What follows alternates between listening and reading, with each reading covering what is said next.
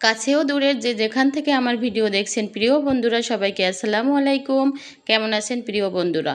তো বরাবরের মতো আবারও চলে আসলাম নতুন একটি রেসিপি আপনাদের সাথে শেয়ার করার জন্য। আজকের রেসিপি হচ্ছে আমার টক ঝাল মিষ্টি জলপাইয়ের আচার। কতটা লোভনীয় এবং কতটা অসাধারণভাবে আমি এটা তৈরি করব সেটাই আজকে আমি আপনাদের সাথে শেয়ার করব। তো এখানে আমি 1 কেজির মতো জলপাই নিয়ে নিলাম। প্রথমে এগুলো আমি একটা প্রেসার কুকারে ভালোভাবে সেদ্ধ করে নিব। তো সবাই কিন্তু জলপাইয়ের আচার বানায়। তো আজকে আমি কতটা লোভনীয়ভাবে বানাই সেটাই প্রথম থেকে শেষ পর্যন্ত দেখার অনুরোধ রইল। তো এক বড় কাপের 1 কাপ পরিমাণ পানি দিয়ে আমি জলপাইগুলো ভালোভাবে সেদ্ধ করে নিব। তো 1 থেকে 2টো সিটি দিলেই ভালোভাবে এটা সেদ্ধ হয়ে যাবে। তো এখানে আমি লবণ দিয়ে দিলাম আর একটু হলুদের গুঁড়ো দিয়ে দিচ্ছি কালারের জন্য। জলপাইগুলোর কালারগুলো হলুদ হয়ে যাবে আর একটু লবণ দিয়ে দিলাম। তো এখন আমি এটা প্রেসার কুকারে দিয়ে দিলাম, এখন সেদ্ধ করে নিব। মাত্র 2টো সিটি দিলেই সেদ্ধ হয়ে যাবে। তো প্রিয় বন্ধুরা, আমার ভিডিওটি যদি আপনারা দেখতে চান বাসায় তৈরি করতে চান এই রান্নাটি, তাহলে কিন্তু প্রথম থেকে শেষ পর্যন্ত আমার সাথে থাকতে হবে, অনুরোধ রইল থাকার। তো এখানে আমি কিছু জলপাই হাত দিয়ে ভালোভাবে কচলিয়ে দিলাম আর কিছু জলপাই আস্ত আছে। আমি সব জলপাই কিন্তু ভালোভাবে হাত দিয়ে কচলিয়ে দেইনি। তো এখানে জলপাইগুলো ভালোভাবে আমার হাত দিয়ে কচলানো হয়ে গেল আর কিছু আমি আস্তা রেখেছি। তো এখানে প্রথমে কিন্তু আমি জিরা দিয়ে দিলাম আর লবঙ্গ, এলাচ দিয়ে দিলাম আর কিছু ধনিয়া দিয়ে দিয়েছি, জিরা, ধনিয়া আর লবঙ্গ, ছাল, এলাচ। আর এখানে দিয়ে দিলাম দেখেন পাঁচফোড়ন, কিছু পাঁচফোড়ন দিয়ে দেবো, 2-4 চামচের মতো পাঁচফোড়ন দিয়ে এটা ভালোভাবে ভেজে আমি গুঁড়ো করে নিব। দেখেন পাঁচফোড়ন দিয়ে দিলাম, এটা মোটামুটিভাবে একটু হালকা ভেজে নিয়ে আমি এটা গুঁড়ো করে নিব। দেখেন আমি এটা 2 মিনিটের মধ্যে ভেজে নিব।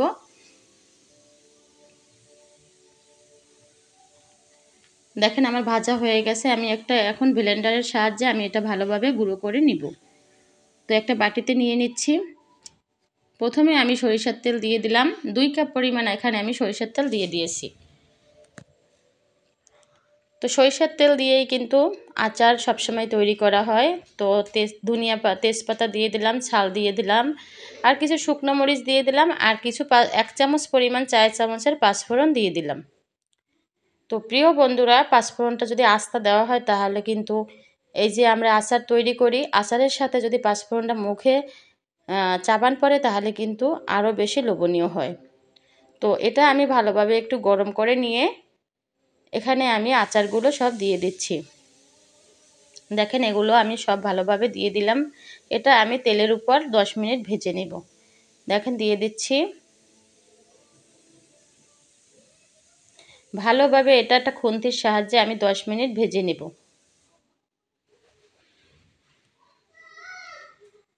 তেলের উপর আমি কিন্তু প্রথমে অল্প তেল দিয়ে দিয়েছি, একবারে কিন্তু অনেক তেল দেইনি।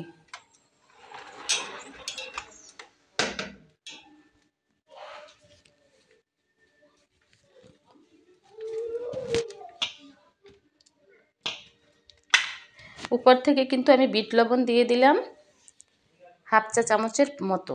বিট লবণ অবশ্যই দিতে হবে। আর খাবার লবণ দিয়ে দিলাম আর এখানে রসুন দিয়ে দিলাম আর রসুন বাটা দিয়ে দিলাম আর আদা বাটা দিয়ে দিলাম। দিয়ে ভালোভাবে এটা আমি নাড়িয়ে চাড়িয়ে নিচ্ছি প্রিয় বন্ধুরা। আর এখানে আমি নাড়িয়ে চাড়িয়ে দেওয়ার পরে এখানে আমি হলুদের গুঁড়ো দিয়ে দিলাম 1/2 চা চামচের মতো। আর এখানে কিন্তু আমি গুঁড়ো মরিচ দেব না, এখানে আমি শুকনো মরিচের গুঁড়া দিয়ে দেব উপর থেকে।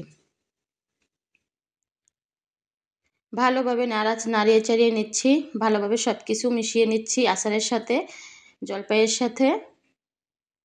এখন দেখেন উপর থেকে আমি শুকনো মরিচের গুঁড়ো দিয়ে দিচ্ছি। এখানে কিন্তু আমি শুকনো তেলের মরিচ ভেজে এটা শুকনো মরিচ তারপরে এখানে দিয়ে দিচ্ছি।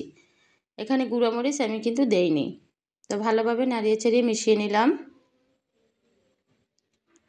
শুকনো মরিচের গুঁড়োটা দিলে কিন্তু অনেক ফ্লেভার আসে, কালার সুন্দর হয় এবং খেতেও স্বাদ হয়। তো আমি এখানে আবার 1/2 কাপ পরিমাণ তেল দিয়ে দিলাম, সরিষার তেল। প্রথমে কিন্তু আমি অনেক বেশি তেল দেইনি, আর এটা কিন্তু এই আচারটা কিন্তু আমি অনেক বেশি তেলের মধ্যে তৈরি করব না, এজন্য পরে আমি 1 কাপ পরিমাণ তেল আবার দিয়ে দিচ্ছি।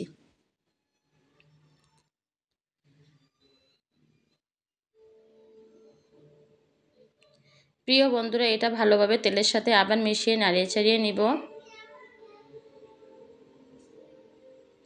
এই আচার কিন্তু একদম স্লো আঁচে রান্না করতে হবে, রেসিপিটা তৈরি করতে হবে। যদি স্লো আঁচে আপনি তৈরি না করেন তাহলে নিচ থেকে কিন্তু লেগে যেতে পারে। এই জন্য স্লো আঁচে এটা তৈরি করতে হবে, আস্তে আস্তে ধীরে ধীরে। 1 কাপ পরিমাণ উপর থেকে আমি চিনি দিয়ে দিলাম।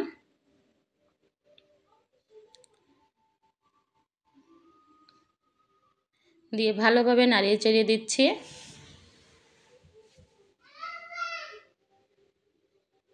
ভালোভাবে উল্টিয়ে পাল্টিয়ে নাড়িয়ে চেড়ে দিচ্ছি খুন্তি দিয়ে। 1 কাপ পরিমাণ কিন্তু আমি চিনি দিয়েছি, কিছু পরিমাণ দিয়েছি আগে, কিছু পরিমাণ পরে দিয়ে দিলাম।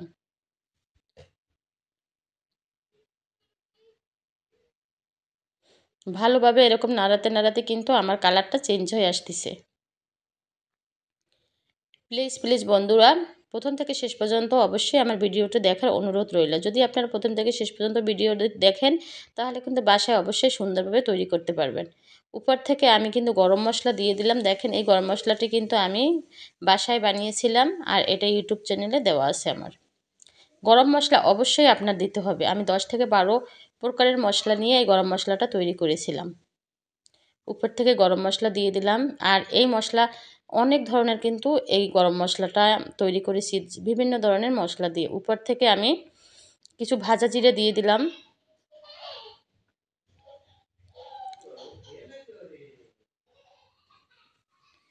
তো প্রিয় বন্ধুরা, যে যে ধরনের মশলা দিয়েছি এই আচারে এরকম মশলা দিয়েই কিন্তু জলপাইয়ের আচারটা তৈরি করতে হবে। আমি আস্তে আস্তে ভাজতেছি। আর আমি প্রথমে যে ধনিয়া, তারপর জিরা, আর এখানে যে এলাচি এরকম মিশিয়ে ভেজে যে আমি মশলাটা তৈরি করেছিলাম সেই মশলাটাই আমি এখন উপর থেকে দিয়ে দিলাম। দেখেন আমি আস্তে আস্তে নাড়াতে নাড়াতে কালারটা কিন্তু চেঞ্জ হয়ে আসছে।